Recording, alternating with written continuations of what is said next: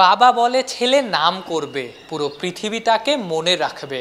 না, পৃথিবী মনে রাখার মতো সানদিদ এখনো কিছু করেননি। বাবার হাত ধরেই ক্রিকেটে আসা শেখা, পেশাদার ক্রিকেটের ডেবিউতে সেই প্রিয় মানুষটাই প্রতিদ্বন্দ্বী। রাজনীতিতে বাবা ছেলের প্রতিদ্বন্দ্বিতার ঘটনা অহরহ, ক্রিকেটে কম, তবে একেবারেই যে নেই তেমনটাও না। 2006 সালে কেনিয়ার ক্রিকেটার ছেলে হিতেশ মোদিকে আউট দিয়েছিলেন আম্পায়ার বাবা সুভাষ মোদি।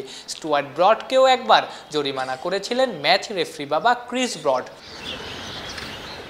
ফতুল্লার ঘটনা স্মৃতির টাইম ট্রাভেলে ফিরিয়ে নিয়ে যাচ্ছে অতীতে। বাহাতি লেগ স্পিনের ঘূর্ণিতে মুশফিকদের ফাঁদে ফেলার কাজে সানদিদের প্রধান বাধা তো বাবাই ছিলেন। সেই লড়াইয়ে মোহাম্মদ সালাউদ্দিন জিতেছেন, হারেননি সানদিদও। প্রফেশনাল ক্রিকেটের ডেবিউতে জোড়া উইকেট শিকার নিশ্চয়ই মন্দ না। একই দিনে সালাউদ্দিন যেন তাই জিতলেন দুইবার, একটা প্রাইম ব্যাংকের হয়ে, অন্যটা সানদিদের বাবা হয়ে।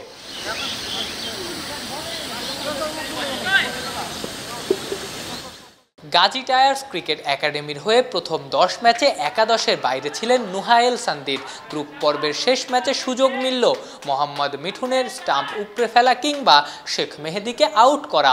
বাবার হাত থেকে ডেবিউ ক্যাপ পাওয়া সানদিদ মনে রাখার মতো একটা শুরুই পেলেন। শেষ থেকে যদি ভালো কিছু মেলে তাহলে মন্দ কি। ওয়ালটন এয়ার কন্ডিশনার এক্সচেঞ্জ অফারে স্প্লিট এসিতে 23,000 টাকা পর্যন্ত নিশ্চিত ছাড়।